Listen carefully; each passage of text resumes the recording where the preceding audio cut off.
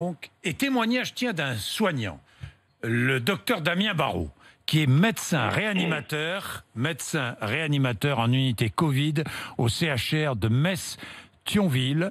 Docteur Barrault, bonjour. Oui, bonjour. Merci d'être avec nous. Le CHR, c'est le centre hospitalier régional de Metz-Thionville. Oui. Vous êtes médecin réanimateur. Toujours autant de patients en réanimation dans votre service ? Toujours autant de patients, oui. Alors, comme tout le monde, on a observé une diminution du rush et du pic. Donc on est plutôt effectivement aussi en phase de plateau, mais il y a toujours beaucoup de travail. Un peu moins de patients qui arrivent au quotidien, mais toujours beaucoup de travail, oui. Les patients que vous traitez sont des patients plus âgés, jeunes. Il y a des symptômes, enfin pas des symptômes, mais des caractéristiques qu'on a montrées. Souvent des personnes qui sont en surpoids, des hommes d'abord, des personnes qui sont en surpoids ou obèses. C'est le cas aussi dans votre service ? Oui, c'est le cas. On a le tableau classique. Il y a effectivement pas mal de malades dont on a décrit les facteurs de risque, l'obésité, l'hypertension, le diabète. Et puis effectivement, il y a quand même aussi quelques jeunes de temps en temps, oui. Quelques jeunes que l'on retrouve aussi en réanimation. Docteur Barrault, j'ai lu votre interview au journal La Marseillaise, enfin pas au journal, enfin si, au journal en ligne de La Marseillaise, lamarseillaise.com. Vous dites « La communication du professeur Raoult a gêné le travail des médecins à plusieurs niveaux. Certains collègues de services conventionnels voulaient prescrire de l'hydroxychloroquine, ce qui a créé beaucoup de palabres et de discussions. » Expliquez-vous. Effectivement, très tôt, dès le début de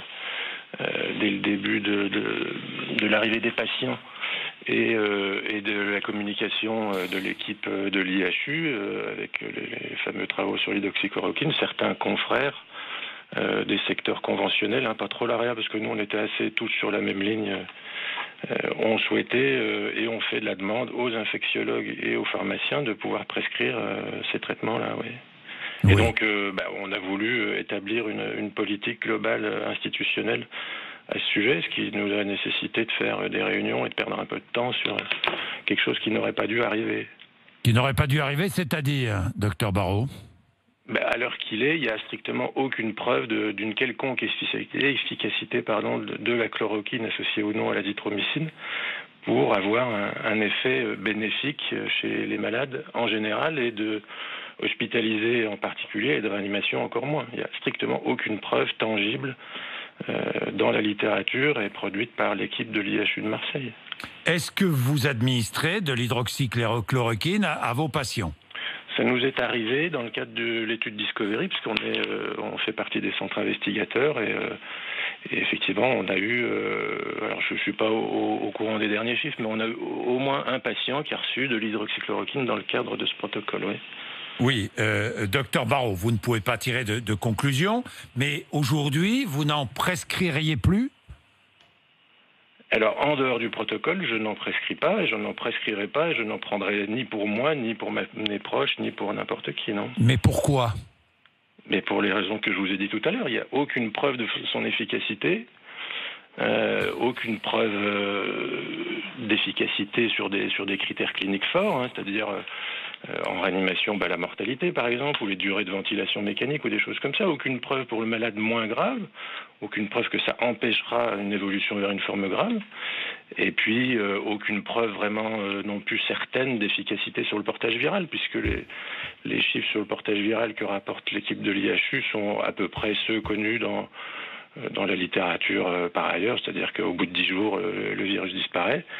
Et puis il y a une équipe parisienne qui a montré que cette potion-là ne réduisait pas le portage viral. Donc il n'y a aucune raison de le donner. Et puis vous avez dû voir passer les alertes du centre de pharmacovigilance d'Aquitaine et puis de la NSM sur une 50aine d'accidents graves cardiaques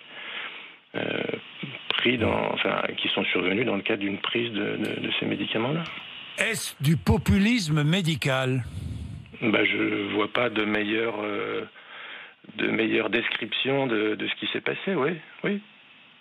Oui, bien sûr. Prendre tout le monde en otage et vouloir passer pour le sauveur avec le médicament miracle qui va sauver le monde et en s'asseyant sur toutes les règles méthodologiques et éthiques, oui, c'est du populisme médical, oui. Oui, Est-il vrai que Sanofi, qui produit la chloroquine, finance l'Institut du professeur Raoult? Alors ça c'est parfaitement accessible, c'est des informations qui sont parfaitement accessibles sur le site de l'IHU. Il y a un onglet IHU partenaire et vous verrez que figure le nom de Sanofi, et puis vous verrez aussi que dans l'organigramme de cet IHU figure le nom de Philippe Douste-Blazy. Oui, donc tout ça c'est pas le témoignage de l'équipe, on va dire, de petit village gaulois qui va à l'encontre du système, mais non, ils sont parfaitement dans le système. Oui. C'est-à-dire que Philippe Douste-Blazy, le professeur Raoult et Sanofi Ont des liens. ont des liens. Ben oui, indiscutablement, et c'est très clair sur le site de l'IHU, oui. Merci, docteur Barrault.